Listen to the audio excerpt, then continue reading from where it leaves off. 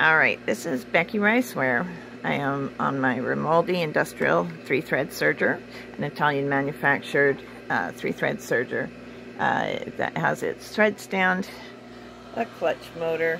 It has the pedal for raising the presser foot, hands free, so you can raise and lower the presser foot. You don't have to use your hands for that. And then this pedal is your pedal to engage the clutch motor. This is a small piece of just upholstery fabric. I don't usually try sewing it one-handed on the industrials because I like to make sure I've got good control, but I'm trying to sew this, make this video, and since I've only got my cell phone here right now for doing that kind of thing, so I'm going to raise the presser foot with my pedal, and then I lower it.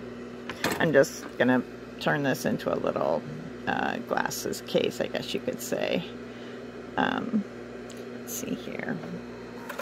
Now you can go slow with it if you get used to the way the clutch motor works. If you press too hard, it'll go really fast. Now see, I made a curve there, but I'm doing it one-handed, so normally I would use both hands and I'd be able to do that in one step instead of in two. But basically, just remember that it's the speed, how far you push the pedal down makes a difference in how fast it goes. Now, you can just go around and usually I would use my right hand for this to cut your threads off afterwards if you don't have a automatic snipper on it.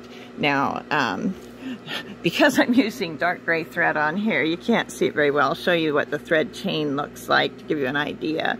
When it's first done, it looks flat like this.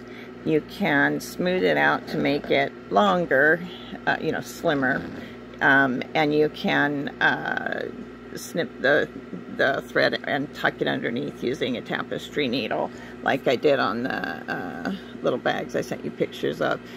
Basically, this is just ordinary upholstery fabric. I don't think I can turn it right side out one-handed, but I'll try and send you a picture of it once I have that done too. But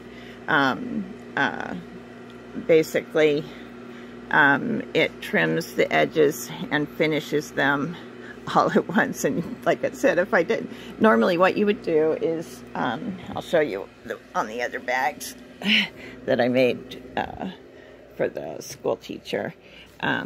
But see how you can see under, whoops, that one's too hard to see because it's too light. Basically, the stitches here, let's see if I can get my camera to focus for you.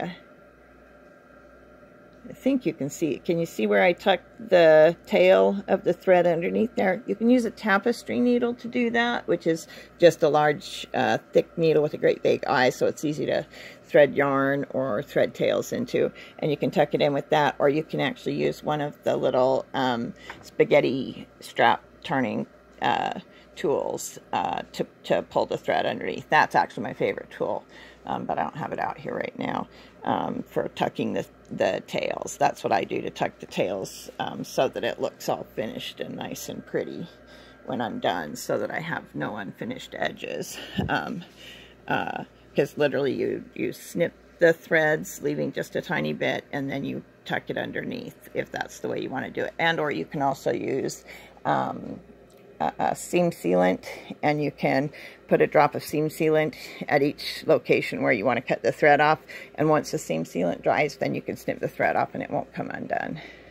So but anyway, that was the serger sewing the upholstery fabric. Like I said, it's wrong side out. I'll send you a picture of it when it's turned right side out. I can't do it one-handed. Thanks. Bye-bye.